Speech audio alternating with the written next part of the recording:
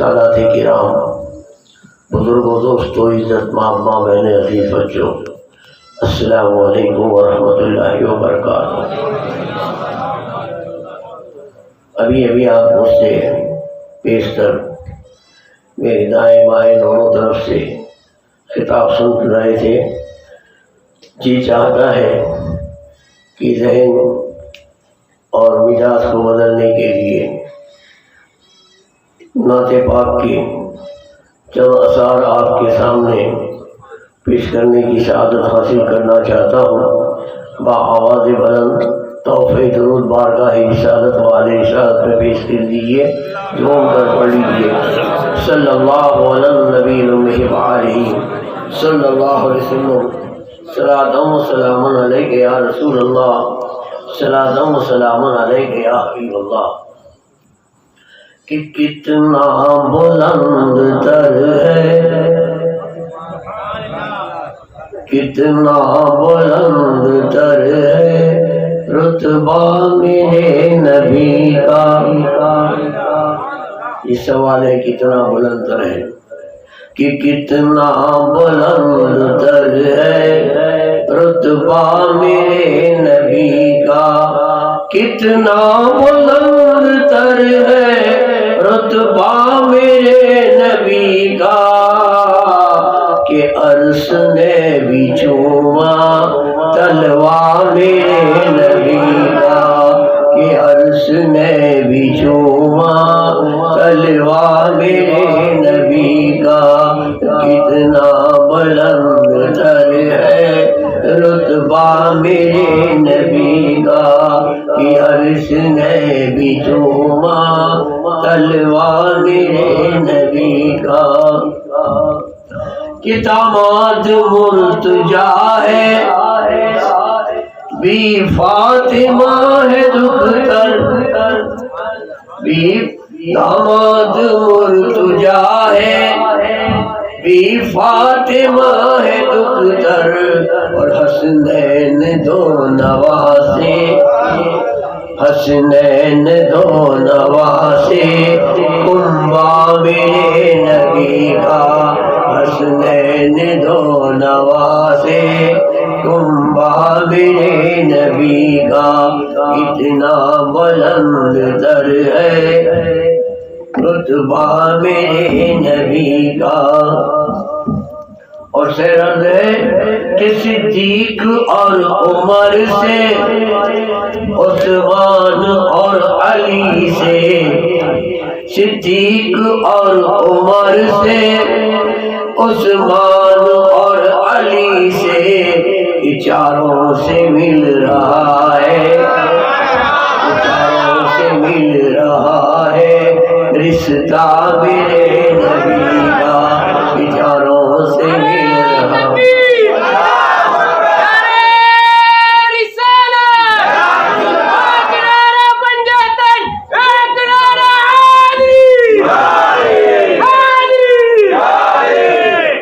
صدیق اور عمر سے، عثمان اور علی سے، یہ چاروں سے مل رہا ہے رشتہ میرے نبی کا۔ کوئی غوث ہو قطب ہو ابدال یا کلندر، کوئی غوث ہو قطب ہو ابدال یا کلندر، یہ سب کی زباں پہ جاری، سب کی زباں پہ جاری چرچا میرے نبی کا، سب کی زباں پہ جاری چرچا میرے نبی کا، کہ بغداد ہو یا کلیر، اجمیر ہو یا پاٹن، بغداد ہو یا کلیر، اجمیر ہو یا پاٹن، ہر جگہ بٹ رہا ہے صدقہ میرے نبی کا، ہر جگہ بٹ رہا ہے صدقہ میرے نبی کا۔ اور اگلے صحیفے سارے تعریف کر چکے ہیں، اگلے صحیفے سارے تعریف کر چکے ہیں اور اب قرآن پڑھ رہا ہے خطبہ میرے نبی کا، قرآن پڑھ رہا ہے خطبہ میرے نبی کا، قرآن پڑھ رہا ہے خطبہ میرے نبی کا۔ اور محبوب رب کی ذات قرآن دوسرا ہے، محبوب رب کی ذات قرآن دوسرا ہے، اور قرآن پاک میں ہے، قرآن پاک میں ہے جلوہ میرے نبی کا، قرآن پاک میں ہے جلوہ میرے نبی کا۔ کتنا بلند تر ہے رتبہ میرے نبی کا، ارے اپنے تو اپنے ہیں غیروں کے ہاتھ میں بھی، اپنے تو اپنے ہیں غیروں کے ہاتھ میں بھی، کہ کنکر نے بھی پڑھا ہے، کنکر نے بھی پڑھا ہے کلمہ میرے نبی کا، کنکر نے بھی پڑھا ہے کلمہ میرے نبی کا۔ اور ان کے غلام ہوں گے بے خوف حشر میں بھی، ان کے غلام ہوں گے بے خوف حشر میں بھی، جب سر پہ ان کے ہوگا، جب سر پہ ان کے ہوگا جھنڈا میرے نبی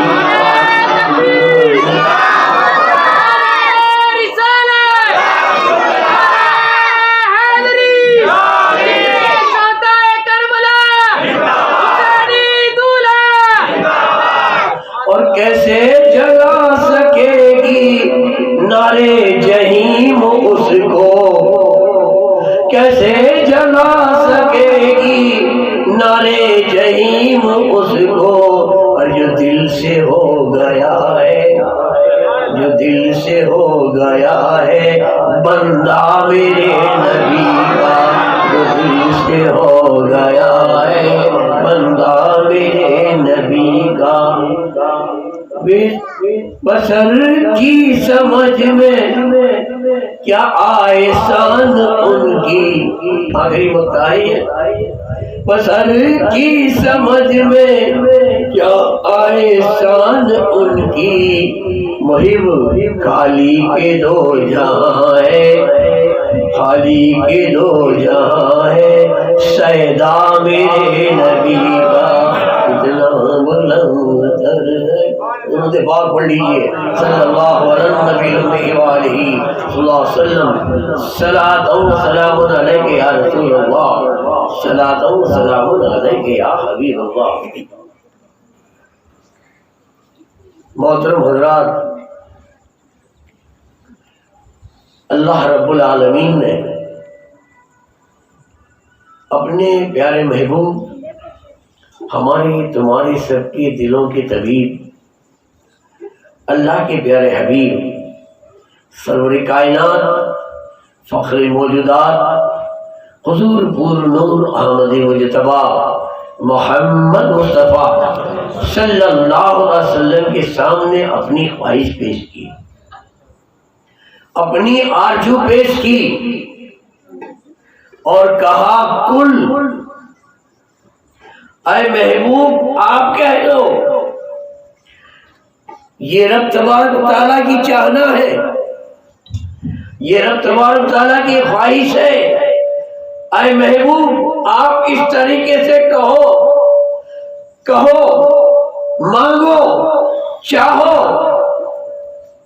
اس بات کو ذہن میں رکھو، یہ چاہنا نبی کی نہیں ہے۔ کل کہہ کر رب تبارک و تعالیٰ اپنے حبیب سے کہلوا رہا ہے لا اسألکم علیہ اجرا، میں کوئی تم سے اجر بدلہ نہیں چاہتا۔ کس بات کا؟ کس بات کا؟ اے نبی، اے میرے محبوب، آپ کہہ دو کچھ نہیں چاہتا اذر، کس بات کا؟ نبوت کی ڈیوٹی کا، پیغمبری کی خدمت کا، رسالت کی سیوا کا۔ میاں اذر بدلہ، مہنگانا، پگار، جیسا کام ہوتا ہے ویسا ہوتا ہے، جیسی مزدوری ہوتی ہے اس کے مطابق اس کو اس کا اجر ملتا ہے، کام کے مطابق اس کو اس کا مہنگانا دے دیا جاتا ہے، اجر دے دیا جاتا ہے، بدلہ دے دیا جاتا ہے۔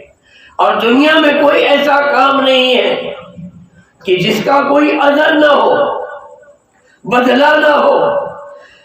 ارے مجھے یہ بتاؤ کہ اس دھرتی پر نبوت کی خدمت، رسالت کی اور پیغمبری کی ڈیوٹی سے بڑی کون سی خدمت ہے؟ اس سے بڑا کون سا کام ہے؟ سب سے مشکل کام یہ ہے، ایک غیر مذہب والے کو، ایک بت پرست کو خدا پرست بنا دینا۔ میاں لوہے کے چنے چبانے آسان ہیں، اس کے لیے کیا کیا تکلیفیں برداشت نہیں کرنی پڑی۔ ہم سنتے آئے ہیں، پڑھتے آئے ہیں کہ 1,24,000 یا 2,00,000 یا 24,000 جتنے بھی انبیاء آئے، ہر نبی کو کوئی نہ کوئی مشکل کا سامنا کرنا پڑا ہے، تکلیفیں برداشت کرنی پڑی ہے، گالیاں سننی پڑی ہے، وطن چھوڑنا پڑا ہے، کیا کیا برداشت نہیں کیا، بھوکے رہے، پیاسے رہے، ذلت کا سامنا کیا۔ ہر نبی نے اپنے دور میں جس کام کے لیے آئے تھے وہ کام انجام دینے میں دنیا والوں نے نبیوں کو جتنا پریشان کیا ہے شاید ہی کسی اور کو کیا ہوگا۔ لیکن یہ سارے نبیوں میں سب سے زیادہ اگر تکلیفیں پہنچی ہے تو اللہ کے پیارے حبیب ہمارے تمہارے سب کے آقا صلی اللہ علیہ وسلم کو پہنچی ہے۔ 1,24,000 انبیاءوں کی تکلیف کو میزان کے ایک پلے میں رکھ دیا جائے اور مصطفیٰ جان رحمت کی تکلیفوں کو دوسرے پلے میں رکھ دیا جائے، آپ کا پلہ جھک جائے گا۔ اتنی مصیبتیں جھیل کر ہم کو یہ پیغام دیا ہے، لا الہ الا اللہ محمد رسول اللہ۔ یہ تو ایک قیمت کون جانے اس کی، جس نے قربانیاں دی ہو اس کو کلمے کی قیمت ہو۔ ہم کو مفت ملا ہے، کوئی قدر نہیں، کوئی قدر نہیں۔ ارے میاں صدیق اکبر کو پوچھو کہ کلمے کی قیمت کیا ہے، فاروق اعظم سے پوچھو کہ کلمے کی قیمت کیا ہے، عثمان غنی سے پوچھو کہ کلمے کی قیمت کیا ہے، حضرت بلال سے پوچھو، حضرت خباب سے پوچھو، عبد الرحمن عوف سے پوچھو، حضرت ابو ہریرہ سے پوچھو، میرے دوستوں ان صحابہ کو پوچھو کہ جن کے اوپر ظلم و ستم کی آندھیاں چلی تھی۔ یہ کلمہ کتنا قیمتی ہے اور ہم تک کے پہنچایا، اس کے لیے رسول نے کیا کیا برداشت نہیں کیا۔ اتنی بڑی ڈیوٹی دے کر اللہ تعالیٰ کہتا ہے رسول، اے محبوب اس کا بدلہ مانگو، اس کا اجر مانگو، قل لا اسألکم علیہ اجرا، بدلہ مانگو کیا؟ الا المودۃ فی القربى، اس کا بدلہ روپیے میں نہیں، سونے چاندی نہیں، ہیرے موتی نہیں، کسی ملک کی حکومت نہیں، صرف میرے قرابت داروں سے محبت کرو۔ نبی نے ہمیں کیا نہیں دیا؟ کلمہ دیا، اس کی قیمت کیا ہے؟ روزہ دیا، اس کی قیمت کیا ہے؟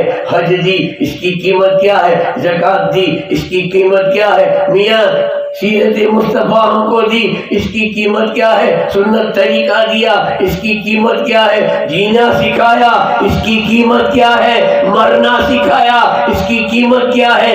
عبادت سکھائی، اس کی قیمت کیا ہے؟ رسول نے کون سی چیز باقی رکھی؟ ارے دنیا کے اندر بہت سارے مذہبی رہبر آئے، رہنما آئے، الگ الگ مذہب بنا کے چلے گئے، کسی نے تو کیا بتایا، کسی نے کیا بتایا۔ ارے جس آقا نے، جس رحمت العالمین نے اپنی امت کو استنجا کا طریقہ بتا دیا ہو، کیا چیز باقی رکھی مصطفیٰ نے ہم کو سکھانے کے اندر؟ یہ سب دیا اور اس کے بعد ہم سے کچھ نہ لیا۔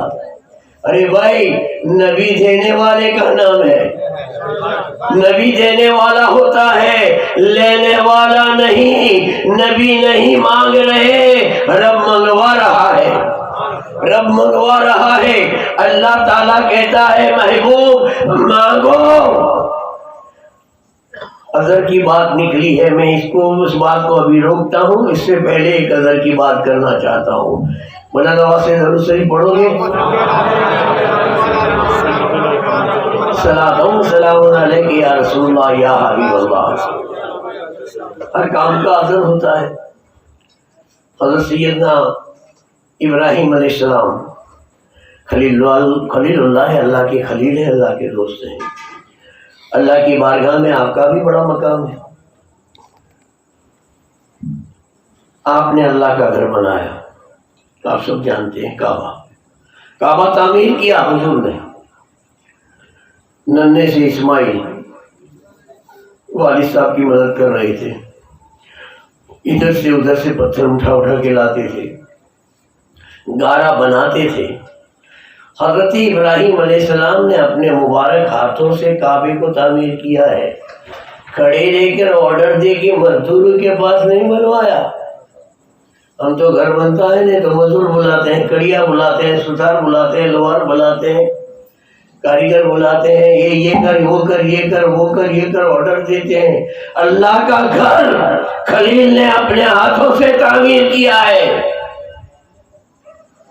میاں وہ خلیل اللہ، جو اللہ کا گھر تعمیر کرنے والے خلیل اللہ، اپنے بیٹے کو اللہ کی راہ میں قربان کرنے والے خلیل اللہ، بہت ساری فضیلتوں کے آپ مالک ہیں۔ کعبہ تیار ہو گیا، ایک پتھر پر کھڑے رہ کر ابراہیم خلیل اللہ نے اللہ کی بارگاہ میں دعا مانگی۔ یہ کعبہ جو بنا ہے اس کا اجر اللہ سے مانگ رہے ہیں، دنیا والوں سے نہیں۔ اللہ میں نے تیرا گھر بنایا ہے، مزدوری دے، مزدوری دے، اجر دے، اس کا بدلہ دے۔ کیا مانگا؟ ایک پتھر پر، حالانکہ پتھر تو بہت سارے تھے، پوری پتھریلی زمین ہے، وہ پتھروں کے سوا کچھ نہیں تھا۔ ابھی تو مکہ شہر بنا بھی نہیں ہے، چٹیل میدان ہے، ریگستان ہے اور سوکھے پتھر ہیں۔ ایسے کے اندر اللہ کا گھر تعمیر کیا اور پھر ایک پتھر پر کھڑے رہ کر، کئی پتھروں پہ آپ کھڑے رہے لیکن یہ پتھر کتنی عزت والا ہے، کتنے مرتبے والا ہے، کیسی شان والا ہے۔ دیکھیے اجر مانگ رہے ہیں، اجر کے اندر کیا مانگا؟ خلیل اللہ نے یہ کہا مولا تیرا گھر تعمیر ہو گیا، اس تیرے بندے نے تیرا گھر بنا ڈالا، اس کا اجر تو مجھے اگر دینا چاہتا ہے تو اے رب میری نسل میں، میری اولاد میں، میرے ونش کے اندر تیرا محبوب پیدا کر دے۔ کیا مانگا خلیل اللہ نے؟ کیا مانگا؟ نبی پاک کی پیدائش مانگی۔ مجھے دولت نہیں چاہیے، حکومت نہیں چاہیے، سونا چاندی نہیں چاہیے، زر زیورات نہیں چاہیے، نوکر چاکر محل نہیں چاہیے، سواریاں نہیں چاہیے، اے اللہ میں نے تیرا گھر بنایا ہے، اس کا اجر مجھے یہ چاہیے، میری نسل میں تیرا حبیب پیدا ہو جائے۔ رب راضی ہو گیا، رب راضی ہو گیا۔ دیکھو یہ اجر مانگا خلیل اللہ نے یہ اجر مانگا کہ میری نسل میں مصطفیٰ پیدا ہو جائیں، اور مصطفیٰ نے کیا اجر مانگا تھا، اور یہ بھی بتاؤں گا کہ حسین نے اپنی قربانی کا کیا اجر مانگا اور کیا مانگیں گے۔ درود پاک پڑھیے، صلی اللہ علی النبی الامی وآلہ صلی اللہ علیہ وسلم۔ صلاۃ و سلام علیک یا رسول اللہ، صلاۃ و سلام علیک یا حبیب اللہ۔ اللہ تبارک و تعالیٰ نے آپ کی دعا کو مستجاب کی۔ قصہ بڑا لمبا ہے، طویل ہے۔ آپ کی دو بیویاں، بی بی ہاجرہ سے جو دوسری بیوی ہیں، ان سے حضرت اسماعیل پیدا ہوئے۔ آپ کی پہلی بیوی ہے حضرت بی بی سارہ، ان سے حضرت اسحاق پیدا ہوئے۔ دونوں نبی، دونوں پیغمبر۔ تاریخ بتا رہی ہے کہ حضرت اسحاق علیہ السلام کی اولاد میں اللہ تبارک و تعالیٰ نے 1,00,000 نبی پیدا کیے۔ کتنے؟ حضور پاک صلی اللہ علیہ وسلم اور ابراہیم علیہ السلام کے بیچ میں 4000 سال کا فاصلہ ہے۔ ابراہیم علیہ السلام کے 4000 سال کے بعد حضور دنیا میں آئے، اسماعیل علیہ السلام کی نسل میں آپ آئے۔ اسحاق علیہ السلام کی اولاد میں 1,00,000 نبی، اور اسماعیل علیہ السلام کی اولاد میں 1 نبی۔ اللہ تعالیٰ سے عرض کی کہ میری اولاد میں 1 ہی نبی پیدا ہوگا۔ اللہ تعالیٰ نے فرمایا کہ اسحاق تیرا مرتبہ بڑا بلند ہے، تیری شان بڑی اونچی ہے، اس لیے کہ تو نے میری رضا کے لیے، میری خوشنودی کے لیے چھری کے نیچے اپنی گردن رکھ دی تھی، اور باپ سے کہا تھا ابا اگر اللہ کی مرضی یہی ہے کہ میری قربانی دی جائے تو میری گردن اس کے لیے تیار ہے، تو مجھے راضی کرنے کے لیے اپنی جان پیش کر رہا ہے، تو اے اسماعیل تیرا مرتبہ حضرت اسحاق سے بلند ہوگا، وہ 1,00,000 نبیوں کے دادا بنیں گے، تو 1 نبی کا دادا بنے گا، لیکن وہ 1,00,000 مقتدی بنیں گے، تیری اولاد میں جو پیدا ہوگا وہ سب کا امام بنے گا، وہ سب کا امام بنے گا۔ 1,00,000 نہیں، کروڑوں مقتدی آ جائے، ایک امام کی برابری کوئی نہیں کر سکتا۔ میں تیری اولاد میں میرا حبیب مصطفیٰ جان رحمت کو پیدا کروں گا۔ بزرگوں اور دوستو، یہ مرتبہ اسماعیل کو ملا، یہ شان ان کو ملی۔ ابراہیم علیہ السلام کی دعا قبول ہوئی۔ اب جس پتھر پہ کھڑے رہ کر اسماعیل علیہ السلام نے دعا مانگی تھی وہ پتھر کیا ہے؟ یہ ہماری دہلیوں پہ لگے ہوئے ہیں، دیکھو تو صحیح، کوئی ویلیو ہے اس کی؟ آتے بھی ٹھوکر مارتے ہیں، جاتے بھی ٹھوکر مارتے ہیں، کوئی انسان کو کچھ اثر نہیں ہوتی تو کیا کہتا ہے کہ پتھر جیسا ہے، کچھ سمجھ نہیں پڑتی۔ ہمارے یہاں پتھروں کی کوئی قیمت نہیں۔ اور آؤ اس قرآن، اللہ کی مقدس کتاب کو، قرآن کو پوچھیں کہ یہ پتھر کا ذکر تو اس طریقے سے کرے، وَاتَّخَذُوا مِن مَّقَامِ إِبْرَاهِيمَ مُصَلًّى۔ کون سا پتھر ہے؟ یہ وہی پتھر ہے کہ جس پتھر پر کھڑے رہ کر ابراہیم علیہ السلام نے یہ دعا مانگی تھی کہ میری نسل میں تیرا حبیب پیدا کر دے، تو ابراہیم نے کیا کرا تھا؟ حضور کی میلاد پڑھی تھی، میلاد مصطفیٰ پڑھی تھی، رسول کی پیدائش کا ذکر کیا، ارے پتھر بھی جھومنے لگا، وہ نرم ہو گیا، اور سارے ہزاروں لاکھوں پتھر پر ابراہیم علیہ السلام گھومے تھے، کوئی اثر نہیں۔ اس پتھر پر آج بھی قدم ابراہیم کے نشان موجود ہے۔ بتاؤ جو دیکھ کے آئے ہیں، حج کر کے آئے ہیں، عمرہ کر کے آئے ہیں، مقام ابراہیم کہاں ہے؟ کعبے کے قریب ہے، اور اس کا مقام کیا ہے؟ حاجی کو حکم ہے کہ تو حج کے اندر آ، جب طواف سے فارغ ہو جا تو مقام ابراہیم کے پاس نماز ادا کر۔ وَاتَّخَذُوا مِن مَقَامِ إِبْرَاهِيمَ مُصَلًّى۔ مقام ابراہیم کیا ہے؟ وہ پتھر ہے جس پر نبی کے قدموں کے نشان ہے۔ ارے نبی کے قدموں سے جب پتھر کو نسبت ہو جاتی ہے تو پتھر اتنی عزت والا بن جاتا ہے۔ نبی کے قدموں سے پتھر کو نسبت ملی تو پتھر عزت والا ہو گیا، تو خود نبی کی جو اولاد ہو اس کی فضیلت کا معاملہ کی طرف بلند و بالا ہوگا۔ ارے میاں نسبت کی بات نکلی ہے تو میں آپ کو اور بھی ایک بات بتا دوں، درود پاک پڑھیے۔ صلاۃ و سلام علیک یا رسول اللہ، صلاۃ و سلام علیک یا حبیب اللہ۔ پتھر کی بات نکلی ہے۔ یہ طواف جب ہم شروع کرتے ہیں، طواف جب شروع ہوتا ہے تو پوچھو علماءوں سے، یہ حج کی گائیڈ لائن دینے والوں سے پوچھو کہ جمنی طرف سے طواف شروع ہوتا ہے کہ ڈابی طرف سے؟ آپ کو ڈابی طرف کھڑے رہنا ہے۔ آپ کا ڈابا ہاتھ کدھر آئے گا؟ حجر اسود کی طرف، حجر اسود کی طرف۔ حجر یعنی پتھر، اسود یعنی کالا۔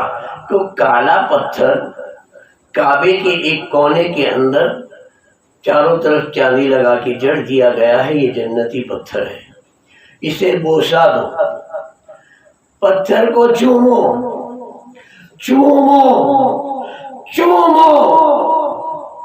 چوم نہیں سکتے، کثیر تعداد ہے، وہاں تک پہنچ نہیں سکتے، تو حکم کیا ہے؟ حکم کیا ہے؟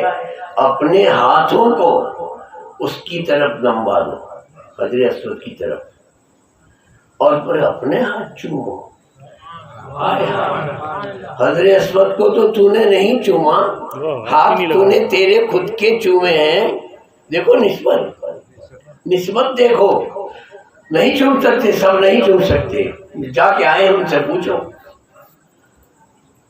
اور یہ ایک بار چومنے کے لیے گھنٹے بھر کھڑے رہنا پڑتا ہے، دھکے کھانے پڑتے ہیں، گر بھی جاتے ہیں، پڑ بھی جاتے ہیں، کیا کیا برداشت کرنا پڑتا ہے جب ایک دو موقع مل جاتے ہیں حجر اسود کو بوسہ دینے کے لیے۔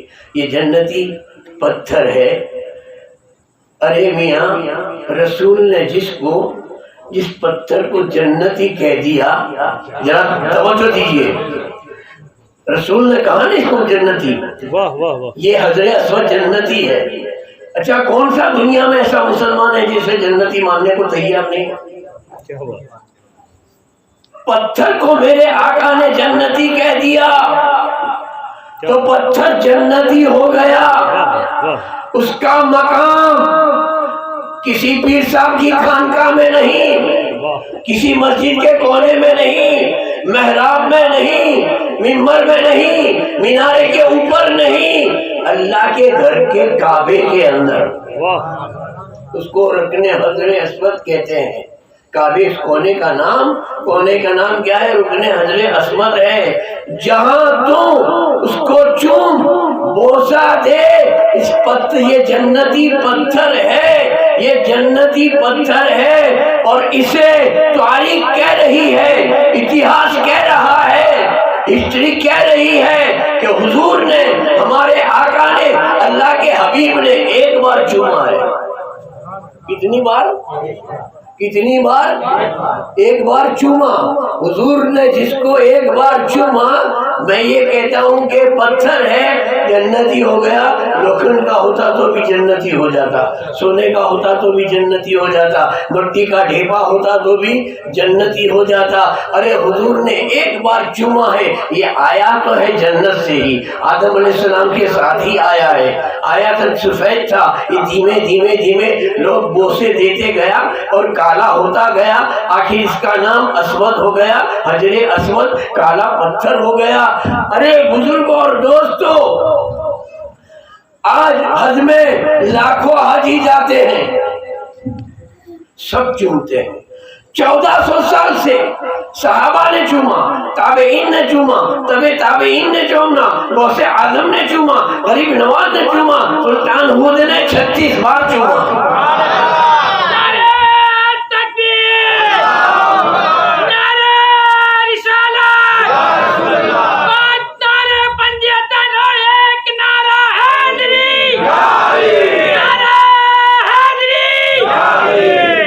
پتھر کو چومتے آئے ہیں اور چومنے کے لیے تڑپ رہے ہیں، لائن میں کھڑے رہے ہیں کہ حضور نے اسے ایک بار چوما، یہ اتنی عزت والا، مرتبے والا، شان والا پتھر بن گیا کہ اسے چومنا حج کا ارکان بن گیا، عمرہ کا ارکان بن گیا۔ مجھے یہ جواب دو کہ حجر اسود کو تو حضور نے ایک بار چوما تھا، اے حسین ابن علی، تجھے میرے آقا نے کتنی بار چوما؟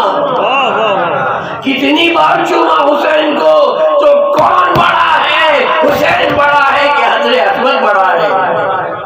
تو میرے پاک پڑھ لیا جائے صلی اللہ علیہ نبی وآلہ صلی اللہ علیہ وسلم، صلاۃ و سلام علیک یا رسول اللہ، صلاۃ و سلام علیک یا حبیب اللہ۔ ارے پتھر کو جب نسبت نبی سے ملتی ہے تو پتھر عزت والا بن جاتا ہے۔ ارے آؤ آؤ، نبی نہیں ہے، ایک ولی اللہ ہے، لیکن دو نبیوں کی جس نے خدمت کی ہے، نسبت کی بات نکلی ہے، قرآن سے ثابت ہے یہ۔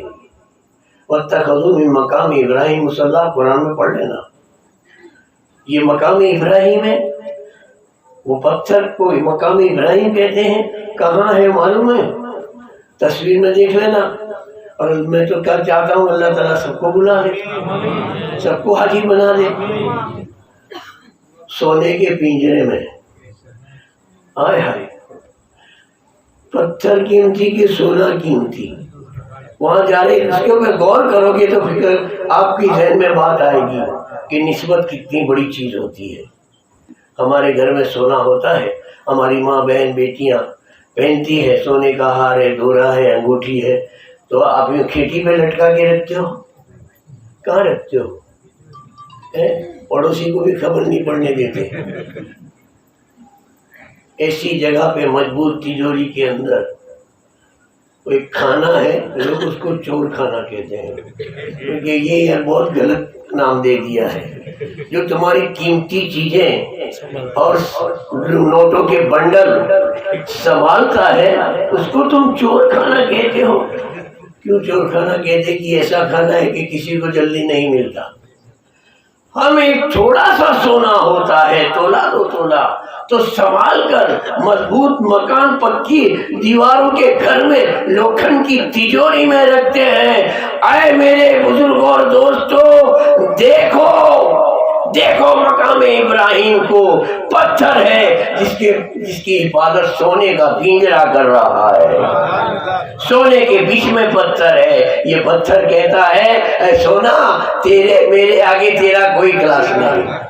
کیوں کہ میں نے تو نبی کے قدم چومے ہیں، میں نے تو نبی کے قدم چومے ہیں۔ نسبت یہی کام کرتی ہے۔ رب تبارک و تعالی حج کے ارکان میں ایک ارکان صفا مروہ کی صحیح ہے، صفا سے مروہ، مروہ سے صفا، 7 چکر لگاؤ۔ یہ کیوں لگاتے ہیں؟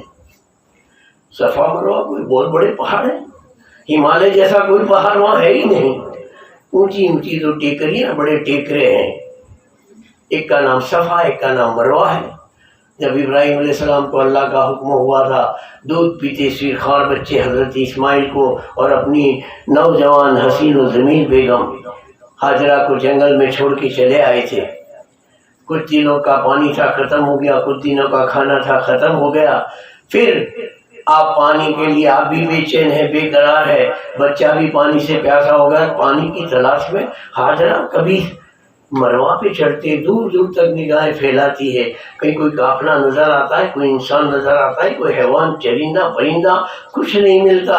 چرندے بھی وہاں رہتے ہیں جہاں پانی ہوتا ہے، پرندے بھی وہاں مقام کرتے ہیں جہاں پانی کا انتظام قریب میں ہوتا ہے، لیکن ایسا کچھ نہیں۔ آپ نے 7 چکر لگائے پانی کی تلاش میں، حاجرہ کا دوڑنا، حاجرہ کا پانی کے لیے دوڑنا رب کو پسند آ گیا، رب کو پسند آ گیا۔ یہ حاجرہ، یہ تیرا دوڑنا تیرا نہیں، اب یہ تیرا دوڑنا تیرا نہیں، یہ تو دوڑنا میرا ہو گیا، اور یہ صفا اور مروہ اب تیری یادگار نہیں، اب تیری نشانی نہیں۔ قرآن گواہ ہے، اللہ تعالیٰ قرآن میں فرماتا ہے ان الصفا والمروہ من شعائر اللہ، کہ بے شک صفا اور مروہ اللہ کی نشانیوں میں سے ہے۔ ارے اللہ کی نشانی کیسے؟ نشانی تو حاجرہ کی تھی۔ اللہ والے ہوتے ہیں، اللہ والوں کی ادائیں اللہ والی ہوتی ہے۔ میاں یہ حاجرہ کو اللہ تعالیٰ نے عزت بخشی کہ تم پانی کے لیے دوڑی تھی، میں تو میرے بندے اور بندیوں کو حج کے لیے دوڑاؤں گا، عمرہ کے لیے دوڑاؤں گا۔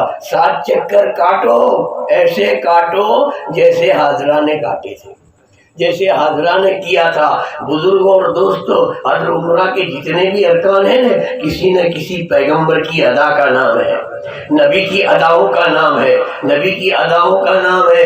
دیکھو نسبت کیا کرم کرتی ہے، حاجرہ کے قدم چوبے صفا اور مروہ نے، تو صفا اور مروہ کا ذکر اللہ کی کتاب قرآن میں آیا۔ اے آبو تیرا نام کہیں نہیں ہے، اے ہمالیہ تیرا نام کہیں نہیں ہے، اے تارا گڑھ، اے پاوا گڑھ، اے گرنار، اے دنیا کے بڑے بڑے پہاڑ، تمہارا ذکر قرآن میں نہیں۔ اور چھوٹے چھوٹے دو ٹیلوں کی تعریف اللہ اس طریقے سے کرے کہ وہ اللہ کی نشانی۔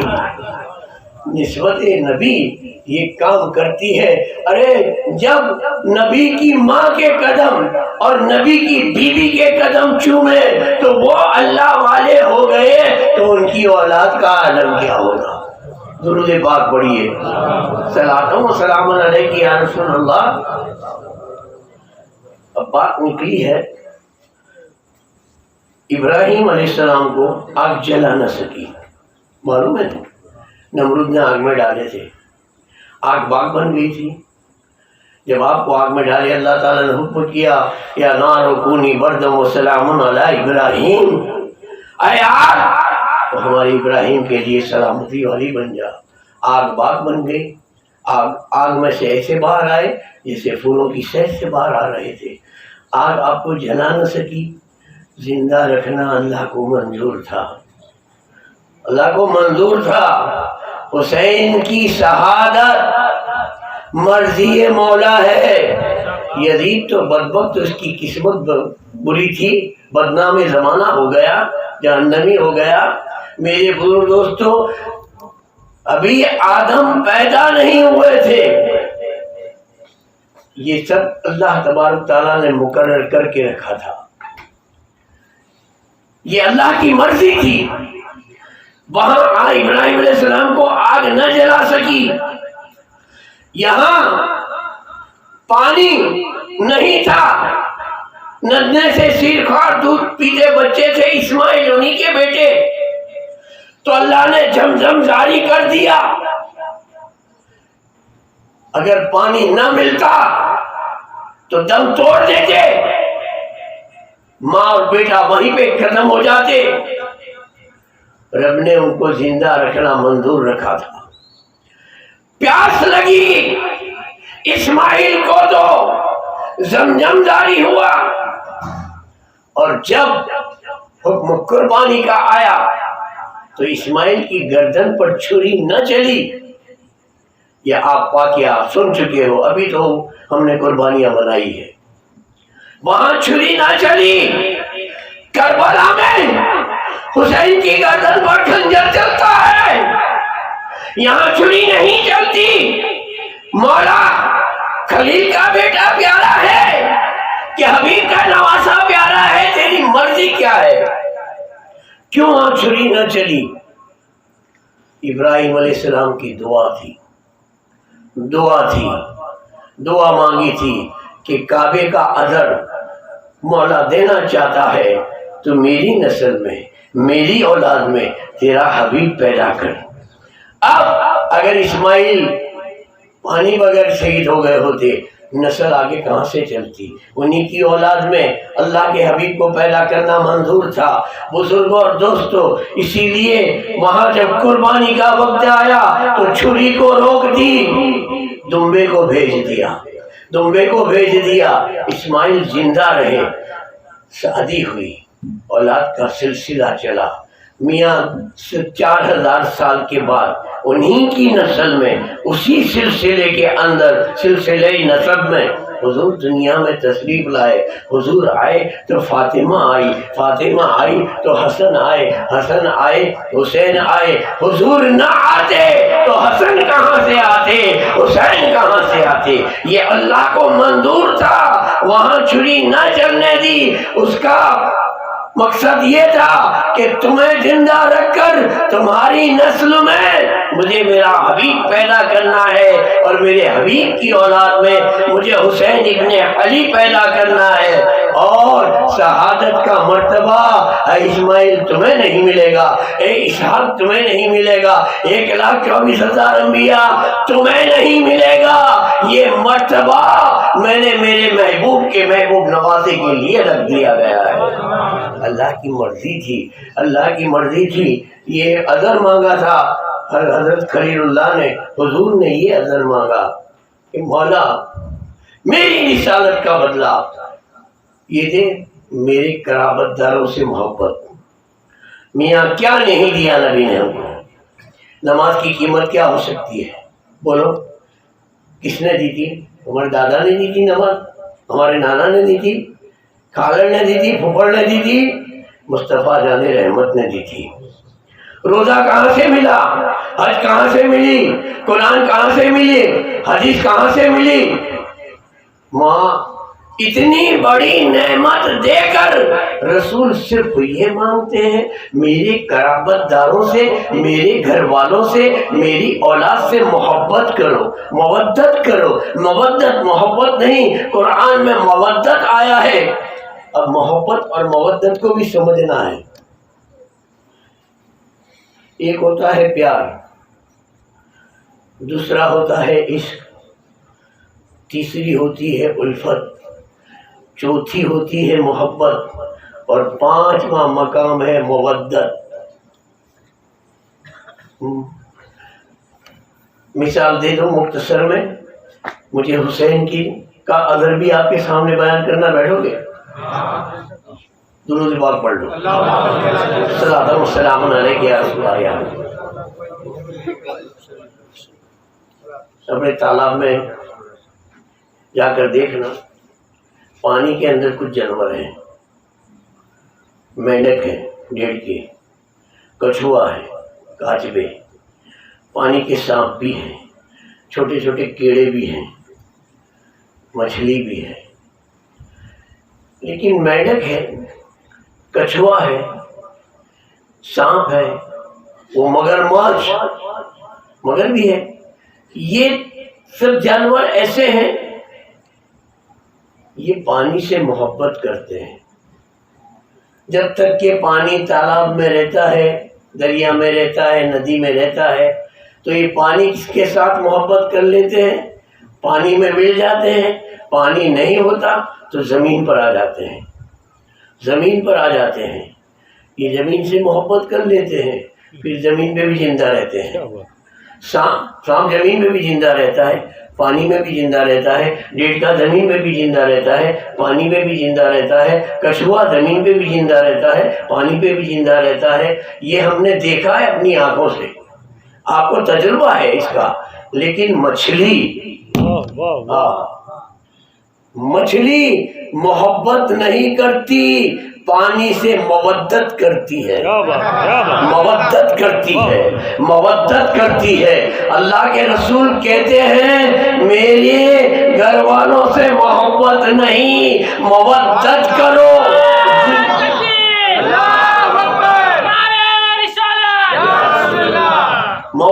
اس کو کہتے ہیں کہ مچھلی کو پوچھا گیا کہ تو پانی کے باہر گئی تو تڑپ تڑپ کے مر گئی، وہ سب تو زندہ رہے تیرے ساتھی، دیکھ مگر زندہ ہے، دیکھ کچھوا زندہ ہے، دیکھ مینڈک زندہ ہے، تو کیوں مر گئی؟ تو وہ کہتے ہیں کہ انہوں نے تو پانی سے محبت کی تھی، یہ پانی کے بغیر بھی رہ سکتے ہیں، انہوں نے زمین سے محبت کی، یہ زمین پر سے پانی میں آ جائیں گے تو زمین کے بغیر بھی رہ سکتے ہیں، میں نے پانی سے مودت کی ہے، میں پانی کے بغیر نہیں رہ سکتی، میں پانی کے بغیر نہیں رہ سکتی۔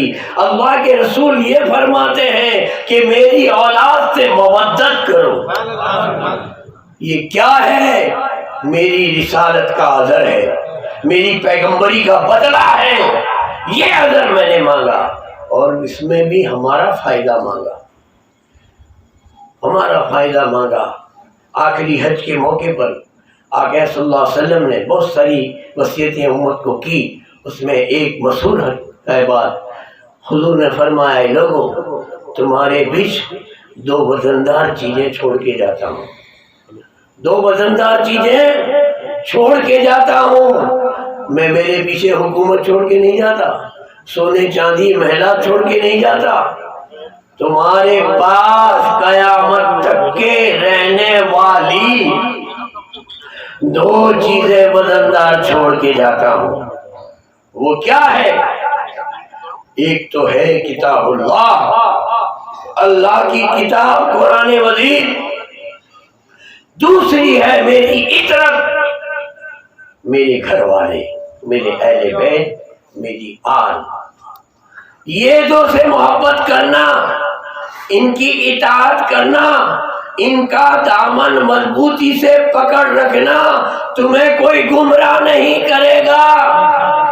تم کو گمراہی سے بچنا ہو تو دونوں کی اطاعت کرو، قرآن کی بھی کرو، اہل بیت کی بھی کرو، تم گمراہی سے بچ جاؤ گے، اس لیے کہ میں آخری نبی ہوں، میرے بعد اب قیامت تک کے کوئی نبی آنے والا نہیں ہے، تمہیں لوگ گمراہ کر دیں گے، گمراہی کے راستے پر لے جائیں گے، اس سے بچنے کا میں علاج دے کے جا رہا ہوں، گمراہی سے بچنے کا علاج دے کے جا رہا ہوں۔ رسول نے محبت اس لیے مانگی تھی کہ جو آدمی جس سے محبت کرتا ہے، مودت کرتا ہے، اس کی اطاعت کرتا ہے، اس کی پیروی کرتا ہے، ان کے نقش قدم پر چلتا ہے، اور جب قرآن سے محبت کرو گے، مودت کرو گے تو قرآن کی بات پر عمل کرو گے، اہل بیت کی سے مودت کرو گے تو ان کی بات پر عمل کرو گے، ان کی اطاعت کرو گے، اور جب ان کی اطاعت کرو گے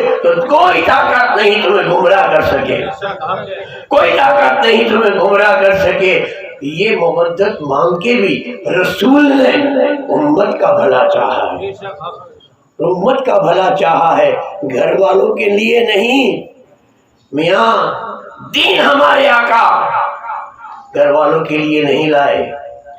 دیکھیے سادات کے اوپر زکات لینا حرام، پوچھو علماء کرام سے، سادات آل رسول حسنی حسینی ہیں، وہ سادات ہیں، امام حسین کی اولاد، امام حسین کی اولاد، ان کا یہ مقام ہے کہ وہ فاقے پہ فاقے کرتے ہوں، چاہے کتنے بھی غریب ہو، مفلس الحال ہو، زکوٰۃ نہیں کھا سکتا سید زادہ، ہاں اگر لائق ہو گیا، صاحب نصاب ہو گیا تو زکوٰۃ دے سکتا ہے، اس پر زکوٰۃ دینا فرض ہے، چاہے کتنا بھی غریب اور مفلس ہو جائے، وہ زکوٰۃ نہیں کھا سکتا۔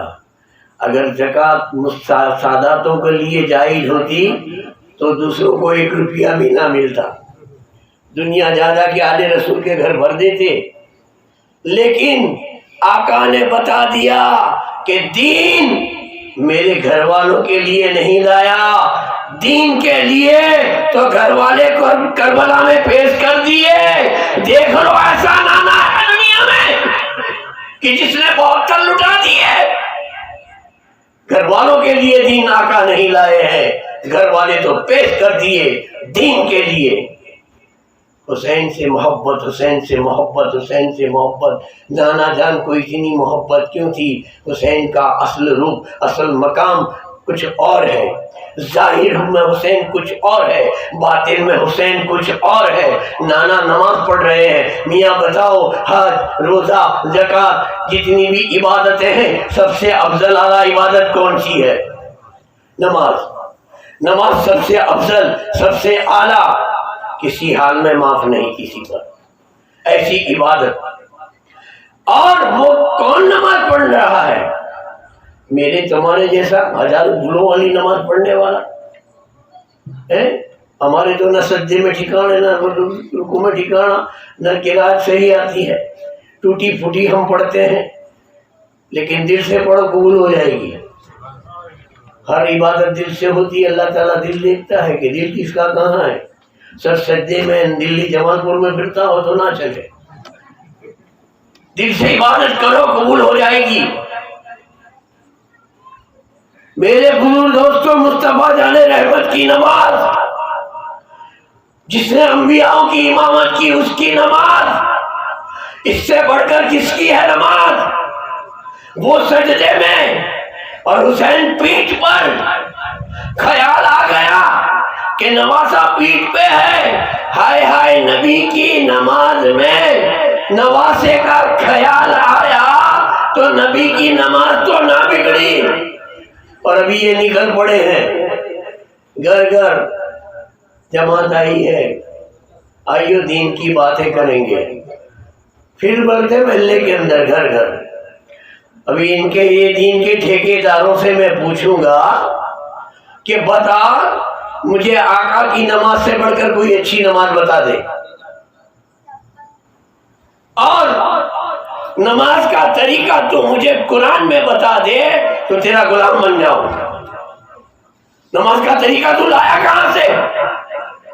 نماز کی فضیلت قرآن میں ہے، نماز کا حکم قرآن میں ہے، نماز نہیں پڑھنے والے کے لیے وعید قرآن میں ہے، طریقہ نماز قرآن میں کہیں نہیں ہے۔ جو ہم جس طریقے سے نماز پڑھتے ہیں وہ طریقہ ہم لائے کہاں سے؟ رکوع کس طرح سے کیا جائے، قومہ کس طرح سے کیا جائے، قاعدہ کس طرح سے کیا جائے، قیام کس طرح سے کیا جائے، سجدہ کس طرح سے کیا جائے، جلسہ کس طرح سے کیا جائے، قاعدے میں کیسے بیٹھا جائے، بتاؤ کون سے قرآن کے کون سے بارے میں ہے؟ آقا صلی اللہ علیہ وسلم کو صحابہ نے پوچھا یا رسول اللہ ہم نماز کیسے پڑھیں؟ مصطفیٰ جان رحمت نے کہا جیسے میں پڑھتا ہوں ویسے پڑھو۔ نماز وہاں سے ملی ہے کمبختو، اور تم کہتے ہو کہ نماز میں غیر اللہ کا خیال آ جائے گا تو نماز نہیں ہوگی۔ ارے مصطفیٰ کی نماز ہے، خیال میں حسین ہے، زبان میں سبحان ربی الاعلیٰ، دل میں حسین، زبان میں سبحان ربی الاعلیٰ، دل میں حسین، زبان میں سبحان ربی الاعلیٰ، دل میں حسین۔ عبادت زبان سے ہوتی ہے کہ دل سے؟ نبی کے دل میں، حالت نماز میں حسین دل میں ہے، ابھی حسین پیٹھ پر ہے، ابھی حسین پیٹھ پر ہے، ابھی حسین پیٹھ پہ ہے۔ سجدے سے سر آقا نے نہ اٹھایا، اے حسین تیرا مقام کیا ہے؟ تیرا مقام کیا ہے؟ کون سمجھے گا حسین کے مقام کو؟ بولو سجدہ بڑی چیز ہے کہ اس کے حسین بڑی چیز ہے۔ دنیا نے دیکھا کہ مصطفیٰ کی پیٹھ پہ فاطمہ کا لال بیٹھا ہے، دنیا نے دیکھا کہ مصطفیٰ کی پیٹھ پہ علی کا بیٹا بیٹھا ہے، دنیا نے دیکھا کہ حسن کا بھائی بیٹھا ہے، دنیا نے دیکھا زینب کا بھیا بیٹھا ہے، دنیا نے دیکھا کہ مصطفیٰ کا نواسا نانا کی پیٹھ پر بیٹھا ہے۔ مصطفیٰ کی نگاہ نبوت دیکھ رہی ہے، نبی کہہ رہے ہیں تمہاری آنکھیں بصر کی آنکھیں ہیں، میری آنکھیں نبی کی آنکھیں ہیں، نبوت کی نور کی آنکھ سے میں دیکھ رہا ہوں، میری پیٹھ پر شکل حسین میں میرا اسلام، میرا دین بیٹھا ہے۔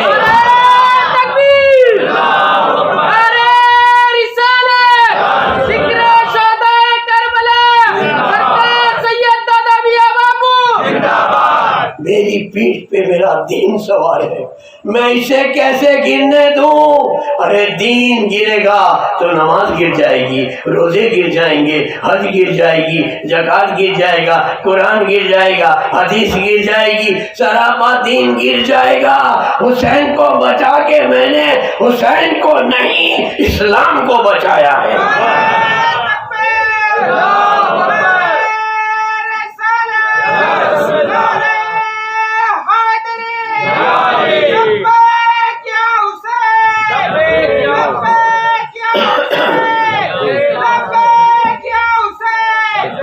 کیسے سمجھ میں آئے گا رتبہ حسین کا؟ کیسے سمجھ میں آئے گا رتبہ حسین کا؟ قرآن پڑھ رہا ہے خطبہ حسین کا، قرآن پڑھ رہا ہے خطبہ حسین کا۔ آیت تطہیر کی تفسیر پڑھو، آیت مباہلہ پڑھو، آیت عذر رسالت پڑھو، میاں حسین کا چرچا آپ کو ملے گا، حسین کا چرچا ملے گا۔ ارے یہ آیت تو اس وقت نازل ہوئی تھی جب حسین دنیا میں نہیں آئے تھے۔ ہائے ہائے یہ شان ہے میرے آقا حسین کی۔ ہم گنہگار ان کا ذکر کر کے رسول کا ذکر کرتے ہیں، حسین کی یاد، نبی کی یاد، نبی کی یاد، اللہ کی یاد۔ اللہ تعالیٰ نے کہ پیارے رسول نے امام علی مقام کے لیے دعا فرمائی، یا اللہ میں حسین سے محبت کرتا ہوں، تو بھی ان سے محبت کر، اور اے میرے رب تو ان سے محبت کر جو حسین سے محبت کرتے ہو، جو حسین سے محبت کرتے ہو۔ آپ کی نوجوانی کا عالم ہے۔ مدینہ منورہ میں ایک میت ہو گئی، لوگوں نے آ کے خبر دی کہ حضرت نماز جنازہ کے لیے آپ کو آنا ہے۔ امام علی مقام جنت البقیہ میں گئے، اس کی نماز جنازہ کے پڑھا، سخت گرمی کے دن تھے، جوتے پہن کر قبرستان میں نہیں جاتے، تو جہاں پر دروازہ تھا وہاں پر آپ نے اپنے جوتے اتار دیے اور قبرستان پہنچے، نماز جنازہ ادا کرائی، دعا کر کے واپس آئے تو آپ کے جوتوں کو ایک آدمی ایک رومال ڈھانک کر بیٹھا ہوا تھا، اپنے منہ پر بھی اس نے رومال ڈھانکا ہوا تھا۔ وہ ضعیف العمر تھا، بوڑھا تھا، اور گرمی کے سخت دن تھے، کھڑا رہنا اس کی طاقت باہر کی بات تھی، کمزور آدمی تھا، ضعیف تھا، لیکن امام حسین کے جوتے سنبھال کے بیٹھا تھا۔ امام حسین جب فارغ ہو کر آئے، اپنی جوتیاں تپاس کی تو کہتا ہے، اے شہزادے آپ کے جوتے ادھر ہیں، آئیے۔ تو اس نے اپنے امامے کا سملہ کس کو کہتے ہیں؟ حضرت سر پہ امامہ ہے جو پیچھے لٹکتا ہے، اسے سملہ کہتے ہیں۔ اپنا سملہ لیا اور امام حسین کی جوتیاں پوچھی اور صاف کی اس سے، اور پھر آپ کے قدموں میں پیش کی، سرکار آپ جوتیاں پہن لیجیے۔ پہن لی تھی۔ امام حسین نے کہا یہ کون بوڑھا ہے؟ جب انہوں نے آپ کے سامنے سر اٹھا کر دیکھا تو کون تھا میرے بزرگوں؟ یہ نہیں، سب سے بڑے راوی، حدیث کے سب سے بڑے راوی حضرت ابو ہریرہ رضی اللہ تعالیٰ عنہ تھے۔ ان کے سے بڑا کوئی راوی آپ کو حدیثوں کا ملے گا نہیں۔ حضرت ابو ہریرہ رضی اللہ تعالیٰ عنہ نے اپنے امامے کے سملے سے امام حسین کی جوتیوں پر جو مٹی لگی تھی وہ صاف کی، آپ کے قدموں میں پہنائی اور کہا، اے نبی کے شہزادے، اگر لوگ تمہارے مرتبے کو جان لیتے تو آپ کو زمین پر چلنے نہ دیتے، آپ کو زمین پر چلنے نہ دیتے۔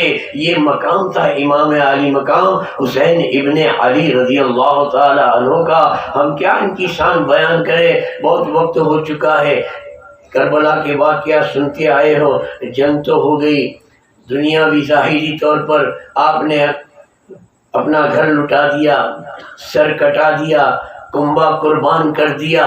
اتنی بڑی قربانی اس سے پہلے نہ تو کسی نے دی ہے، نہ اب کوئی دے سکتا ہے، نہ اب قیامت تک کے کوئی دے سکے گا۔ اس دنیا کے اندر جھوٹے خدا پیدا ہوئے کہ نہیں؟ بناوٹی خدا ہوئے کہ نہیں؟ فرعون نے دعویٰ کیا خدائی کا، نمرود نے دعویٰ کیا خدائی کا، ایسے جھوٹے خدا معبود، اور ہندوستان میں تو گھر گھر ہیں۔ یہ بھگوان نے ہوئے، یا اللہ یا تو جتنے بھگت ہیں اتنے بھگوان ہیں.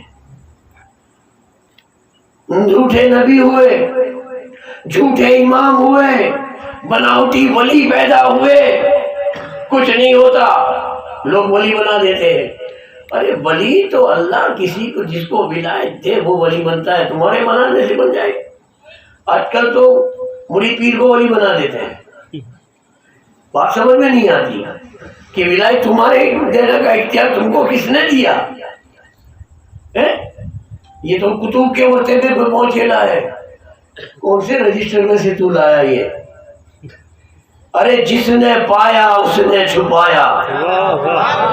ولی تو یہ کہتا ہے کہ جس نے پایا اس نے چھپایا, اور جو سمجھا خاموش ہوا, جو سمجھا خاموش ہوا. ہماری اس دھرتی پر شہر ہندوستان کہ احمد آباد شہر کے اندر اور ہندوستان کی شہر پورے دیش میں جگہ جگہ پر ایسے ایسے بزرگ آرام فرما ہے کہ دنیا سے پردہ کرنے کے بعد پتہ چلا کہ فلاں یہ بزرگ تھے. حضرت موسیٰ سہاگ رحمۃ اللہ علیہ کو کیا سمجھتے ہو؟